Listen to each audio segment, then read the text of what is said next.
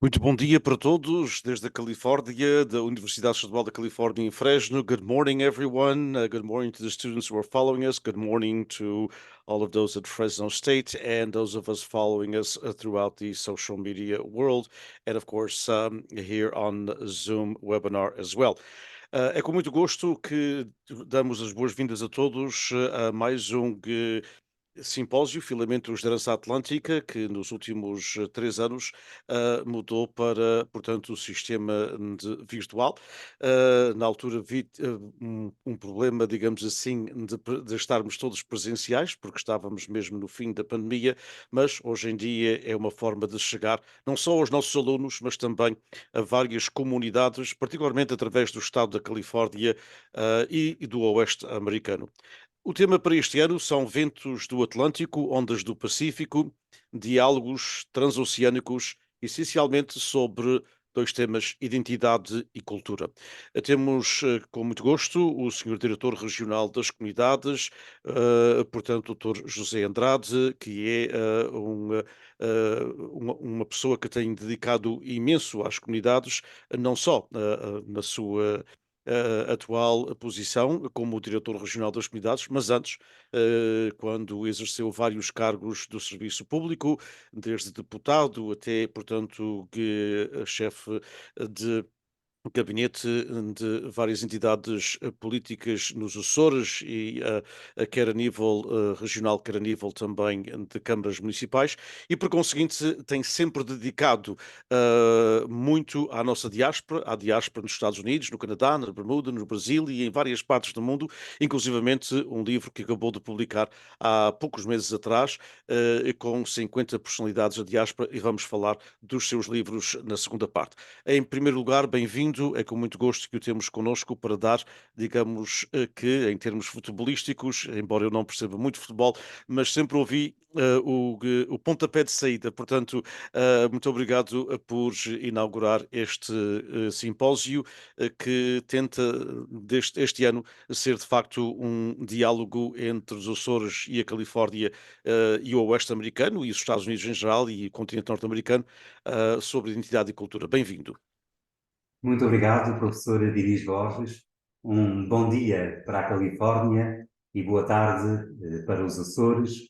Devo dizer-lhe que participar neste importante simpósio dedicado aos filamentos da herança atlântica, ainda que assim virtualmente, é cruzar o Atlântico e atravessar a América para ficar mais perto daqueles que apenas geograficamente se encontram mais distantes das nossas ilhas comuns. Por isso, é um gosto e uma honra aceitar este amável convite do diretor do Instituto Português Além Fronteiras da Universidade do Estado da Califórnia, o sempre dinâmico professor Dinis Borges. Na sua pessoa, cumprimento todos os oradores convidados que darão conteúdo e interesse a estes filamentos da açorianidade de Nemésio que partilhamos nas duas margens do Rio Atlântico de Onésimo, nomeadamente Ângela Almeida, Paulo Feliciano, Joel Neto, Diogo Eurique, Célia Carmen Cordeiro, Aníbal Pires, Alicídia Gomes, António Souza, Liduíno Borba, Rosa Simas e Tony Goulart, porventura entre outros, sendo que todos eles conheço, considero e estimo. De novo, assim se comprova a capacidade agregadora, empreendedora e difusora do Portuguese Behind Borders Institute da Fresno State. Quero aqui reconhecer e valorizar o trabalho que desenvolve em geral para a dinamização da maior comunidade açoriana do mundo e, em especial, o esforço que fez para retomar e continuar a organização anual do Simpósio Internacional Filamentos da Herança Atlântica, agora em formato online. Este simpósio, aliás, marcou a comunidade portuguesa da Califórnia, como sabemos, a partir da cidade de Tular, de 1990 a 2002, e regressou 2 décadas depois com reiterada pertinência e com impacto global. Esta é já a quarta vez que tenho a honra de nele participar, graças às novas tecnologias que vencem todas as distâncias, partilhando as diferentes temáticas que nos são anualmente propostas. Em 2021, os Açores e a diáspora nos Estados Unidos. Em 2022, da saudade aos Açores de hoje. Em 2023, Stories da história portuguesa no Canadá. Agora, em 2024, como já referi, Ventos do Atlântico, Ondas do Pacífico, diálogos transoceânicos sobre identidade e cultura. Um tema tão poético e estimulante quanto oportuno e promissor, que faz a síntese do que somos e do que queremos fazer. Queremos que os ventos açorianos que sopram do Atlântico movimentem as ondas americanas do Pacífico, preservando e afirmando a nossa cultura que fundamenta e projeta a nossa identidade. Essa cultura identitária que nos distingue e que nos dignifica, tanto se manifesta nos grupos folclóricos e nas bandas filarmónicas, por exemplo, como também na literatura em geral e nos livros em especial. Por isso, falaremos sobretudo de livros, enquanto instrumento transatlântico de intercâmbio cultural, e por isso termino com uma palavra de reconhecimento à Bruma Publications pelo importante trabalho que tem vindo a desenvolver como editora associada ao Instituto Português de Além Fronteiras, na tradução e na difusão de obras literárias que muito contribuem para a nossa identidade e para a nossa proximidade. Também por isso está de parabéns esse nosso embaixador cultural dos Açores na Califórnia, e é o professor Dinis Borges. Por tudo isso e muito mais, aqui fica então uma sentida palavra de merecida homenagem em nome da Direção Regional das Comunidades do Governo dos Açores. Bem-aja pelo seu trabalho. Muito obrigado pelas suas palavras de amizade e de encorajamento. Apenas tentamos fazer aquilo que deve ser feito. Mas eu queria, obviamente, agradecer as suas palavras em nome do governo e, obviamente, pessoais também, pela amizade que nos liga já há vários anos. Queria, entretanto, se nos permite algum tempo, eu sei que tenho uma vida super ocupada, mas falarmos um pouco sobre 3 ou 4 livros e também um bocadinho sobre a sua última vinda aqui à Califórnia. Não tivemos ainda tempo de refletir, digamos assim, tivemos tempo de refletir em termos de contactos, mas não publicamente. Foi de facto uma presença importante, já lá vai quase um ano, mas foi marcante em muitos aspectos, incluindo algo com os jovens que não tínhamos feito já há muitos e muitos e muitos anos.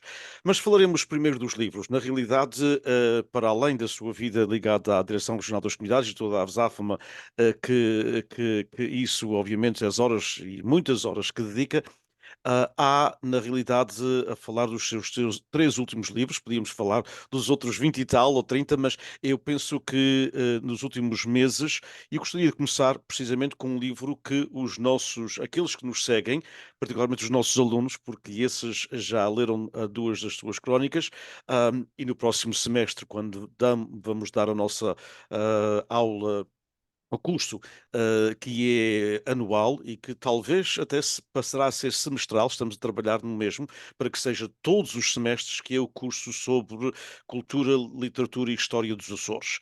Porquê? Porque o ano passado, por nossa surpresa total, tivemos 25 alunos interessados, quando normalmente estes cursos de literatura têm sempre entre 8 a 12 alunos. E este ano, apesar de estarmos ainda a 3 meses do início do curso, que começa em agosto, com o semestre, portanto, do outono de 2024, já temos 18 alunos inscritos, e ainda há muito tempo para os alunos se inscreverem. Portanto, é muito possível que passe para um curso semestral. E aí vão ler, obviamente, o Tent Island, como nós, portanto, demos o nome, é o segmento que está a publicar em vários jornais da diáspora, quer dos Estados Unidos, quer do Canadá, e também, portanto, e fez parte do primeiro de 3 livros que eu gostaria que nos falasse um pouco, que foi lançado, salvo erro, no começo do ano. Fala-nos um pouco desse livro, aliás, acho que foi lançado portanto, já a segunda parte de um outro livro, não é? Uhum. Portanto, se não se importasse de falar desses 2 projetos. Com muito gosto. Bom, na verdade são, digamos que, 2 volumes de uma obra única, a que dei a designação genérica de Transatlântico. Este primeiro volume, Transatlântico, As Migrações nos Açores, foi lançado o ano passado, em fevereiro de 2023, com prefácio do presidente do Governo dos Açores, José Manuel Bolgueiro, e depois, na sua sequência e em seu complemento, tivemos a oportunidade de lançar, já este ano, no passado mês de janeiro, este segundo volume, Transatlântico 2, Açorianidade e Interculturalidade. Neste caso, com 3 prefácios muito interessantes e muito representativos de 3 importantes imigrantes açorianos na diáspora, nas maiores diásporas da açorianidade. Por um lado, temos a professora Adélia Pereira Nunes, presidente da Academia Catarinense de Letras, em Florianópolis, representando aqui o seu estado de Santa Catarina e, de alguma forma, todo o Brasil, que foi, como se sabe, o primeiro destino da imigração açoriana há mais de 400 anos. Depois temos aqui o professor Dinis Borges, que naturalmente dispensa apresentações em qualquer circunstância, sobretudo nesta, aqui representando de alguma forma a maior comunidade estadual da açorianidade na América do Norte, a Califórnia, e portanto uma voz autorizada para simbolizar aqui com o seu escrito a nossa imensa e importante comunidade açoriana dos Estados Unidos da América, desde a costa do Atlântico até à costa do Pacífico. E o terceiro prefácio é da autoria do professor José Carlos Teixeira, professor catedrático da Universidade de British Columbia, e que representa aqui o Canadá, que embora seja oficialmente o destino mais recente da imigração açoriana, com 70 anos comemorados em 2023, é um dos destinos mais importantes e mais representativos da nossa diáspora no mundo. O conjunto destes 2 livros reúne 50 textos num caso, 30 no outro, de informações e reflexões sobre as migrações nos Açores, e principalmente sobre os 2 sentidos dessa ponte transatlântica. Porque se é verdade que nós sempre fomos um cais de partida, há mais de 400 anos imigrando para o Brasil, designadamente o Maranhão, depois o sul do Brasil, quer em Santa Catarina, quer no Rio Grande do Sul, mais tarde, há quase 200 anos, para os Estados Unidos, também para o Havaí, para a Bermuda, mais recentemente, de forma especial, para o Canadá. Se é certo que sempre fomos um cais de partida, principalmente para o continente americano, também é verdade que agora somos cada vez mais um porto de abrigo e, portanto, em vez de sairmos, estamos a receber. Os Açores contam atualmente com mais de 5.000 cidadãos estrangeiros provenientes de quase uma centena de países diferentes. Claro que também aqui cerca de 20% dos cidadãos estrangeiros residentes nos Açores são brasileiros, mas também temos aqui muitos norte-americanos, quer dos Estados Unidos, quer do Canadá, que não venham necessariamente dos estados ou das províncias diretamente ligados à diáspora açoriana, mas que venham à procura daquilo que os Açores têm de melhor para oferecer. Somos 9 ilhas em pleno Atlântico Norte, a meio caminho entre o velho continente e o novo mundo, e temos para oferecer a natureza, a tranquilidade, a qualidade de vida e, sobretudo, a segurança. E, portanto, estamos a receber de ano para ano um número crescente de cidadãos estrangeiros, de que bem precisamos, porque, por um lado, ajudam a inverter uma tendência preocupante para a desertificação e o envelhecimento de algumas das nossas comunidades mais pequenas, sobretudo nas ilhas mais afastadas. Por outro lado, vêm suprir necessidades locais, designadamente ao nível da mão de obra, em setores como a construção civil, a agropecuária, o turismo e os serviços, sobretudo a hotelaria e a restauração, e por outro lado vêm também contribuir para uma maior interculturalidade, para um cosmopolitismo cada vez mais acentuado da própria sociedade açoriana, como é próprio da aldeia global em que todos nós, felizmente, hoje em dia habitamos.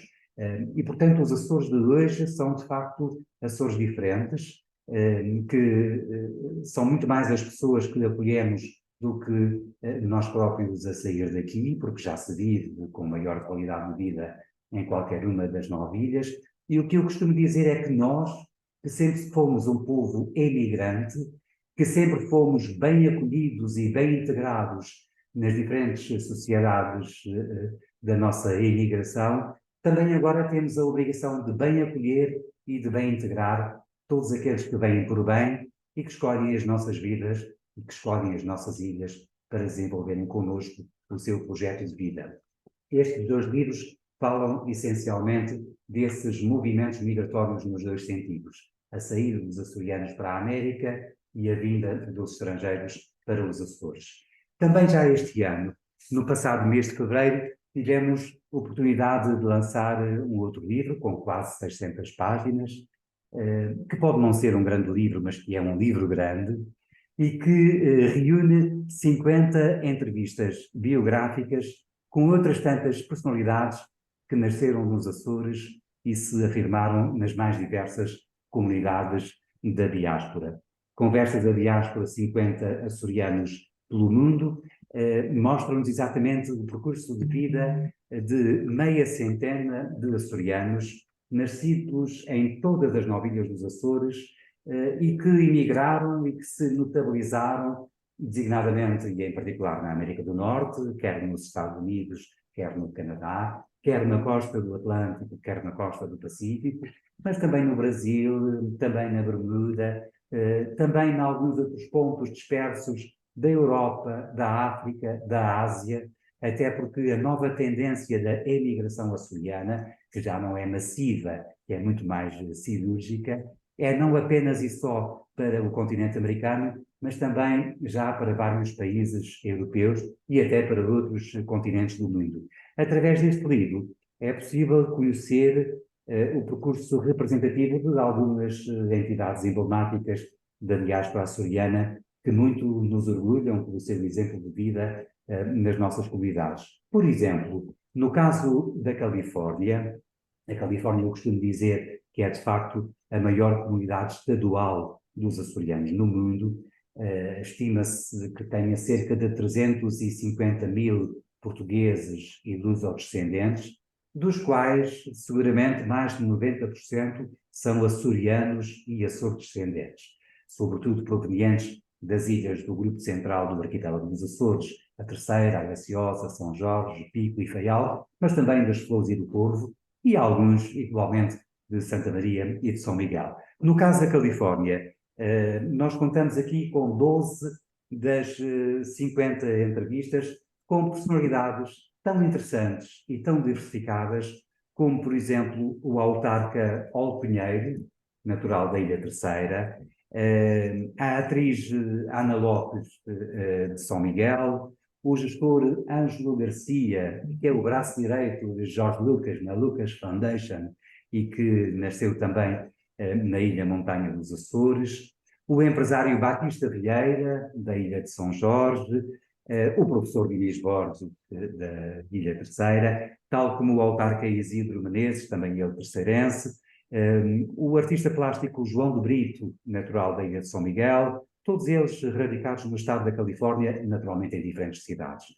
o médico Manuel Bittencourt, que nasceu na Ilha Graciosa, o empresário Manuel Eduardo Vieira, da Ilha do Pico, e a gestora Maria Hortência Silveira, também do Pico, o governante Richard Machado, que nasceu na Ilha das Flores, no extremo ocidental dos Açores de Portugal e da Europa, e também o empresário Tony Goulart, também ele natural da Ilha do Pico. Temos, portanto, esses 12 exemplos, entre tantos outros possíveis, de personalidades que nos orgulham a partir dos Açores e que dignificam seguramente as comunidades açorianas da diáspora e, neste caso em particular, do estado da Califórnia. Isto sem falar numa outra açoriana, Mary Al-Sheikh, natural da Ilha do Corvo, que emigrou para a Arábia Saudita e que agora vai repartindo a sua vida entre a Arábia Saudita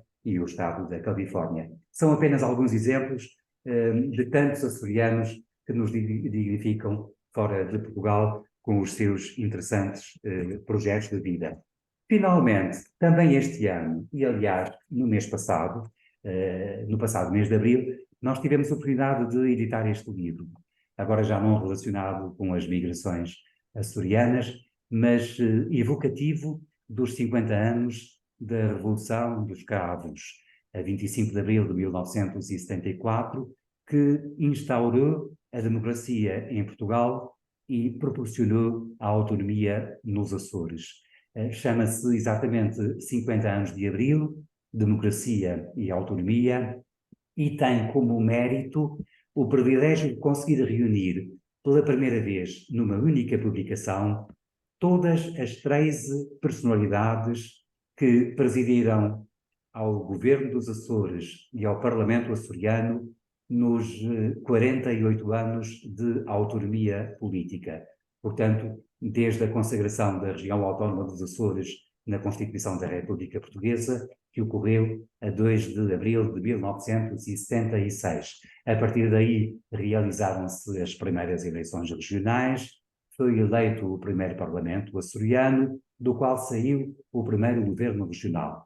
E então temos aqui os 5 sucessivos presidentes do governo, designadamente João Busco Mota Amaral, que foi presidente de 1976 até 1995, o saudoso Alberto Romão Madruga da Costa, que presidiu ao governo de transição de 95 a 96, o presidente Carlos César, que presidiu 3 governos de 1996 a 2012, o presidente Vasco Cordeiro, que presidiu a 2 governos de 2012 a 2020, e também o atual presidente, José Manuel Bolieiro, que já está no seu segundo governo desde 2020.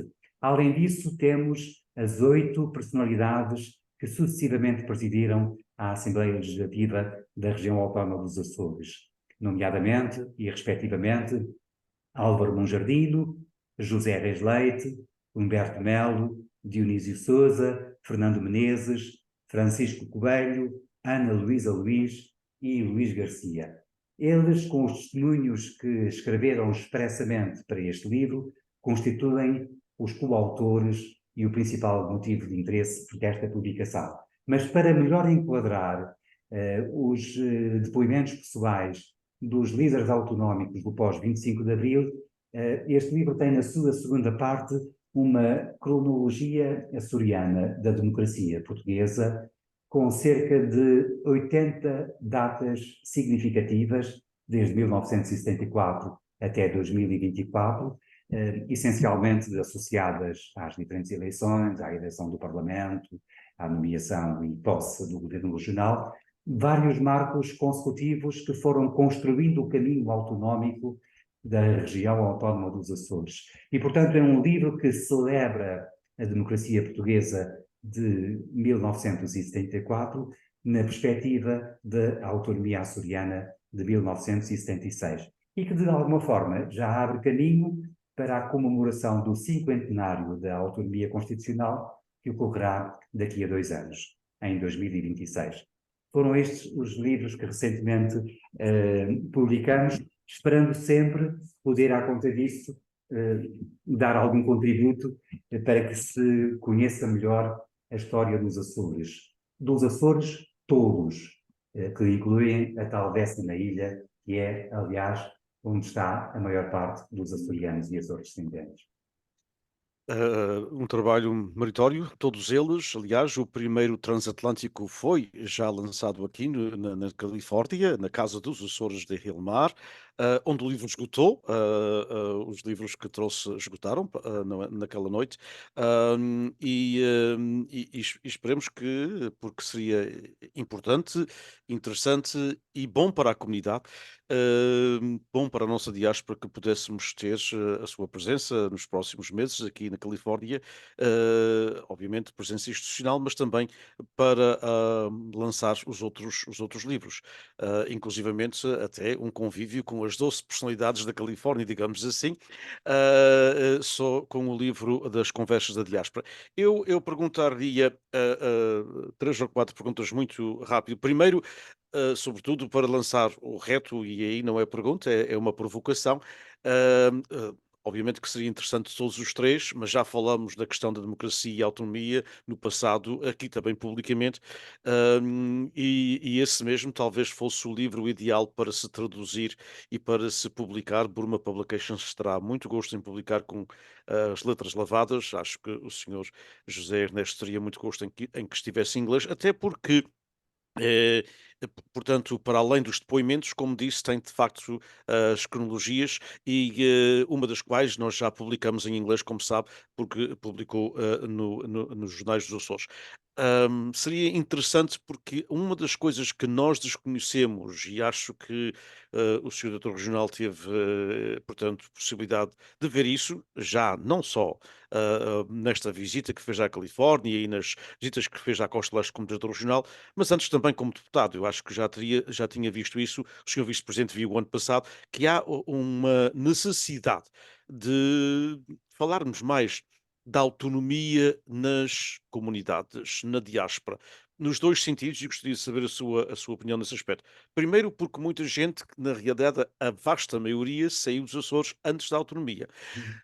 Segundo, porque até os que já são de segunda e terceira gerações, e até mesmo quarta geração, esses, obviamente, que os pais, ou os avós, ou os bisavós, saíram até muitos no tempo da monarquia. Portanto, há que falar deste processo que as pessoas não entendem, porque estamos num sistema federado, portanto, estamos num sistema de Estados que são federados, é totalmente diferente da autonomia. Era bom que o livro estivesse em inglês, a Bruma disponibiliza-se para o fazer, para o publicar, e era bom que chegássemos às segundas e terceiras e quartas gerações e àqueles que, mesmo tendo vindo muito novos dos Açores, continuam a falar português, mas já não leem em português ou não leem com a facilidade que leem em inglês. Quem saiu dos Açores com 3, 4, 5 anos não teve escolaridade, ou mesmo que tenha tido um ano ou dois, não é o suficiente, sente-se muito mais à vontade a ler em inglês, se bem que depois pode conversar em português, como vimos com os jovens em Mercede, naquele belíssimo serão e sarau, porque foi um sarau cultural de uma forma ou de outra, nos vinhos dos nossos amigos André e Michel. Eu perguntaria, portanto, essa possibilidade e a possibilidade de, em conjunto com as universidades, com as casas dos Açores, com as nossas irmandades, etc., fazermos uma série de eventos para, de facto, celebrarmos estes 50 anos da autonomia, porque, e gostaria também de saber a sua opinião nesse aspecto, os Açores não seriam os mesmos Açores que temos hoje sem autonomia. Tem toda a razão. Antes de mais, devo dizer que seria para mim um privilégio poder ter este livro traduzido para inglês, de forma a que pudesse chegar mais longe e ficar mais perto das nossas novas gerações de Açores descendentes na América do Norte em geral e no estado da Califórnia em particular. Porque, de facto, como bem diz, ninguém ama o que não conhece. E muitos dos nossos imigrantes saíram dos Açores ainda antes da democracia, antes de 1974, e antes da autonomia, antes de 1976. Portanto, têm dos Açores uma ideia desatualizada, exceto para aqueles que, felizmente, são muitos, nos costumam visitar regularmente, porque os Açores de 2024 não têm rigorosamente nada a ver com os Açores de 1974. Eu costumo dizer, e creio que não é propriamente um exagero, de que os Açores desenvolveram-se mais em 5 décadas de autonomia política do que em 5 séculos de controlo remoto.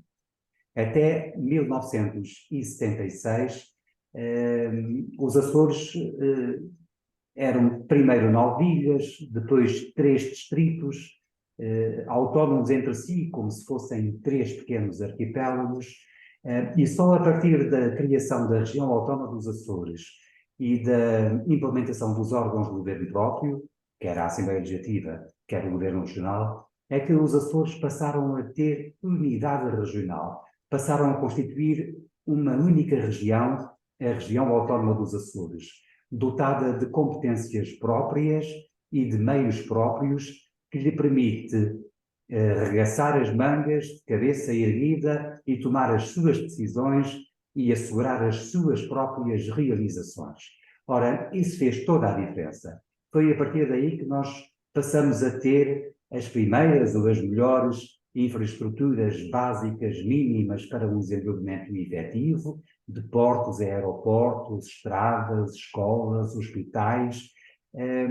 Tornamos as ilhas mais próximas umas das outras, conhecendo-se melhor, quer através da facilidade de acessibilidades para o exterior, quer através de uma maior mobilidade interilhas. Também a autonomia nos trouxe uma proximidade institucional com a diáspora que não tínhamos até então, e com os órgãos de governo próprio da região foi possível criar aqui contactos frequentes com as nossas comunidades açorianas.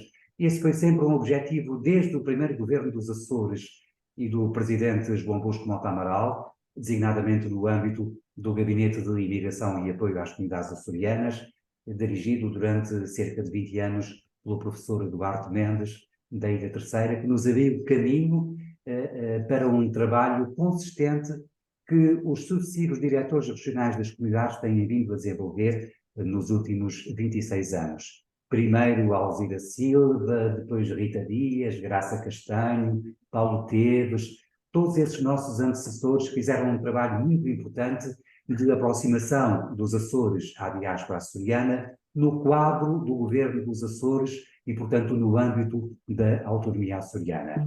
A nossa autonomia e a nossa democracia também teve essa vantagem concreta de aproximação aos nossos imigrantes. Mas, de facto, desse lado daí, por razões perfeitamente compreensíveis, fica a faltar um conhecimento mais próximo do que é isso da autonomia dos Açores, do que é isso dos órgãos de governo próprio, das competências que a região tem e da forma como as tem vindo a exercer, quer no âmbito do Estado português, quer no contexto da União Europeia.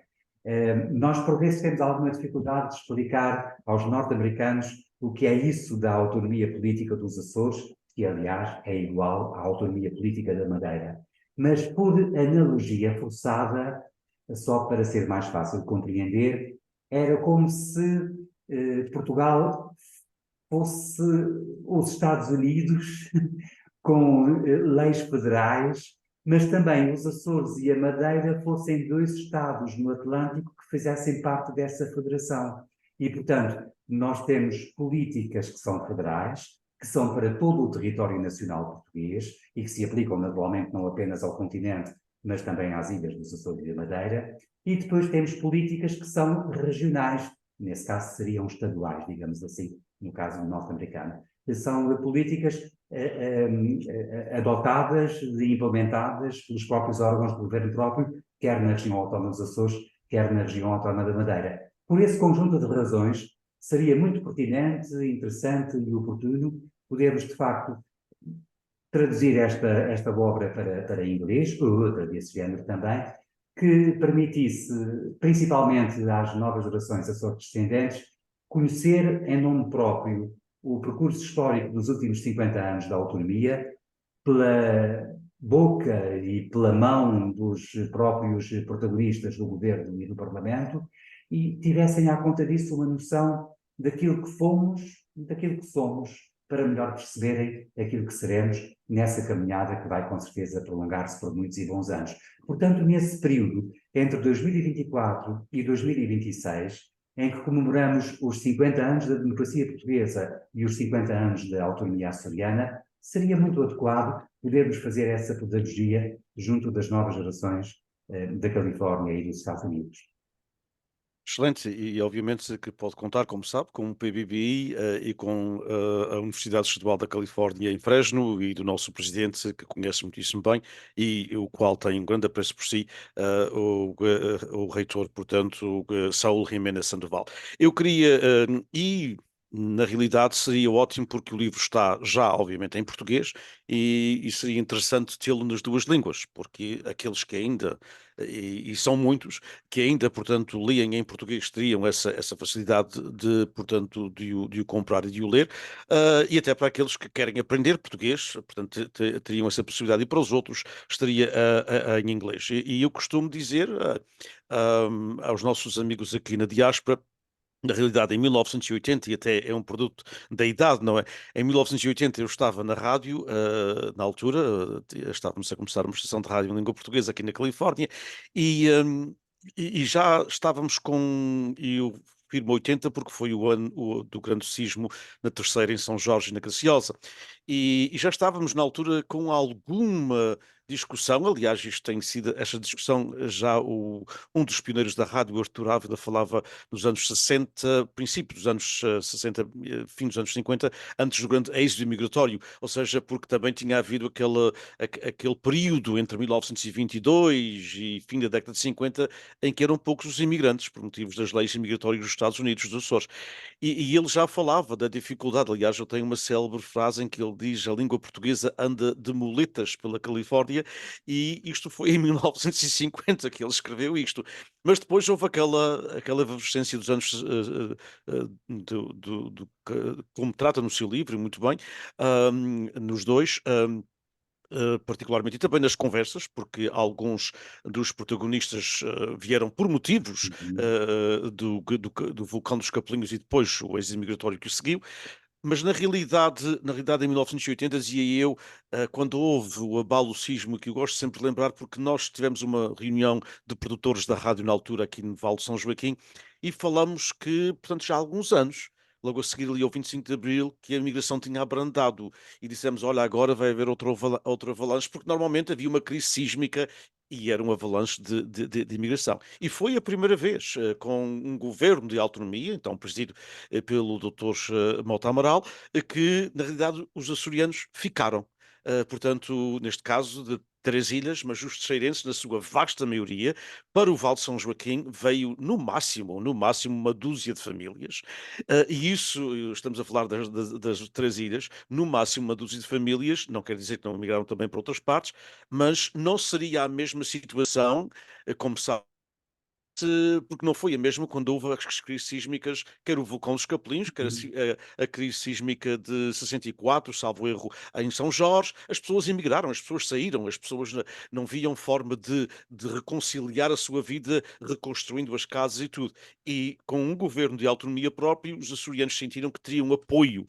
hum, e recordo-me fortemente as notícias que li na altura, do apoio que veio do então Presidente João Bosco Mota Amaral, para, de facto, os açorianos que quisessem e queriam emigrar, tudo bem, obviamente, não é?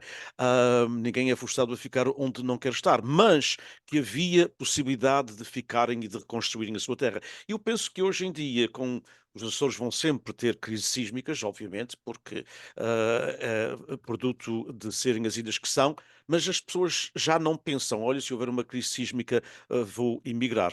Está muito diferente e é graças a essa autonomia, não é? É verdade. Aliás, deixe-me dizer-lhe o seguinte, a confirmar tudo quanto aqui referiu. Só de 1950 a 1975, portanto, durante 25 anos, os Açores perderam 150 mil pessoas para a imigração, principalmente para os Estados Unidos, seja a Califórnia, seja a Nova Inglaterra, mas também, naturalmente, para o Canadá, e para o Havaí, e para a Bermuda. E, portanto, praticamente metade da nossa população saiu destas ilhas, atravessou o Atlântico, chegou ao Pacífico e instalou-se nos Estados Unidos e no Canadá. Principalmente, como bem referiu, na sequência do Vulcão dos Capelinhos, de 1957, e do Dorian Refugee Act. E depois, a partir de 1953, com a legalização da imigração portuguesa para o Canadá. E, portanto, foi uma autêntica sangria na sociedade açoriana, numa altura em que qualquer uma das 9 ilhas se vivia em condições muito precárias, de autêntica pobreza. Depois, deu-se exatamente o inverso. No terremoto de 1 de janeiro de 1980, que já aqui bem recordou, ficará para a história a mensagem do então Presidente do Governo, João Bosco de Amaral, de que agora é tempo de enxugar as lágrimas e arregaçar as mangas. E, portanto, as pessoas ficaram e reconstruíram. E reconstruíram tão bem que, escassos anos depois, a Angra do Heroísmo, que havia estado arrasada, tornou-se património mundial da humanidade. O mesmo aconteceu mais recentemente com outras crises sísmicas, no Faial, no Pico. Nessa altura, a partir de 80, os açorianos já não saíram. Pelo contrário, acolheram imigrantes que vieram de outros países, sobretudo dos PALOP, ajudar no processo de reconstrução, e muitos deles cá ficaram. Há, portanto, aqui um antes e um depois do movimento migratório açoriano, e que tem a ver, na minha opinião, com a autonomia. Voltamos ao mesmo. A autonomia fez toda a diferença, foi possível passar a viver bem nos Açores, e já nem as forças inevitáveis da natureza nos fazem deixar a nossa terra. Nós resistimos, reconstruímos e persistimos aqui, porque este é o nosso berço, e é uma terra que nós levamos no nosso coração, mesmo que estejamos a viver há várias décadas, a 8.000 quilómetros de distância. Os Açores não saem do nosso coração. E qualquer açoriano que viva na imigração tem sempre o seu coração dividido entre a sociedade de acolhimento e a terra de nascimento. E, portanto, os Açores vão crescendo muito, e principalmente à conta daqueles que tiveram que sair daqui, mas que não deixaram de fazer parte daqui. Nós contamos com todos.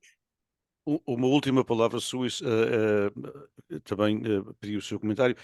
Precisamente em 1980, porque falou do abalo sísmico, dando seguimento à minha conversa, na realidade tinham-se passado apenas 4 anos, nem bem 4 anos, sobre a autonomia. E quando as pessoas muitas vezes pensam, portanto, qual é a importância de órgãos de governo próprio, de um parlamento, de um governo, nós podemos discutir se tem muita gente, se tem pouca gente, isso é outra questão.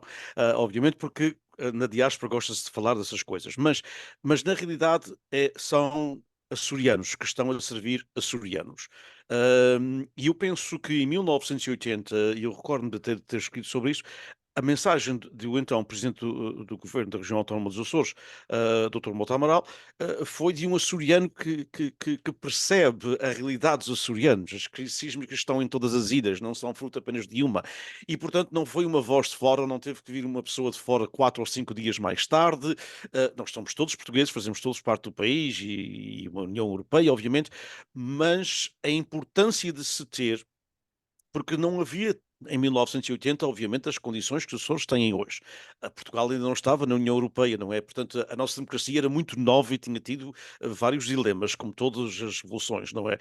E, portanto, eu penso que muitas vezes quero acreditar, posso estar errado, mas quero acreditar que para além das possibilidades que talvez os Açores não tivessem tantas em 80 como têm hoje, ou como tiveram em 92, ou nas outras crises sísmicas, 99, etc., 2000 e tal, era a mensagem de esperança de um açoriano para um açoriano, neste caso.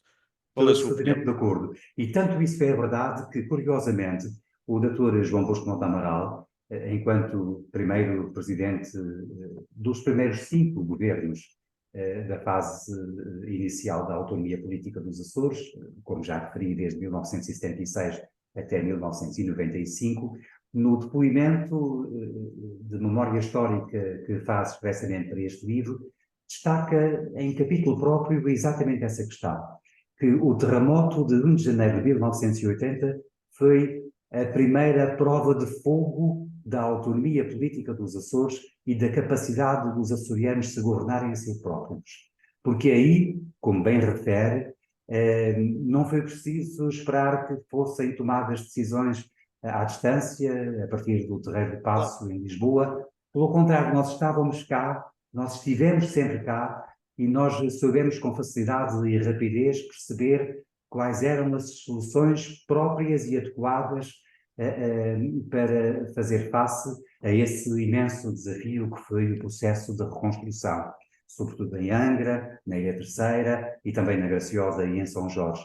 Portanto, o terremoto de 80 foi, de facto, o primeiro grande desafio que se colocou aos órgãos de governo próprio da região autónoma dos Açores e, como já vimos, passaram com distinção, como certamente avaliaria um professor como o professor Inês Borges. Passaram com distinção porque o desafio era imenso, os meios eram relativamente poucos, mas a vontade e a capacidade conseguiram fazer face à necessidade e superar a dificuldade.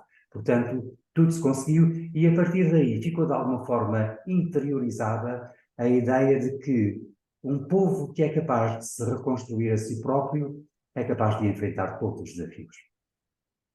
É uma ótima forma de terminar. Muito obrigado ao Secretário Regional das Comunidades, não só pela mensagem e por abrir este congresso com as suas palavras, mas também por nos ter disponibilizado estes últimos 35 minutos de conversa que foram muito importantes para a nossa diáspora. E contamos então com a democracia e a autonomia em inglês e com os outros livros a chegarem cá mais cedo ou mais tarde. Um grande abraço, Olha, muito obrigado. Muito obrigado. por mim fica combinado a tradução deste livro dos 50 anos da democracia portuguesa na perspectiva da autonomia açoriana, pode ser a primeira boa consequência prática e concreta desta edição dos Filamentos da Herança Atlântica, para se perceber que nós, além de estarmos aqui a teorizar sobre questões importantes, Claro. também estamos disponíveis para concretizar na prática aquilo que defendemos na teoria. Está combinado? Com muito gosto. E foi um maior prazer e um privilégio poder mais uma vez estar consigo e convosco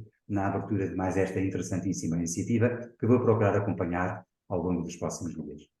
Muito obrigado e muito obrigado a todos que estiveram connosco. Voltaremos essencialmente aqui a 10 minutos com a nossa primeira conferência, que será pela professora doutora Ângela Almeida, com Natália Correia e os 20 e os 50 anos de Abril e o 25 de Abril, uma vez que faz parte da nossa cátedra, Natália Correia, que temos muito orgulho em ter, para dar continuidade à obra e traduzir a obra dessa grande açoriana que foi e que será sempre a nossa Natália. Muito obrigado, Sr. Regional, e muito obrigado a todos. Muito obrigado. Até breve. Obrigado.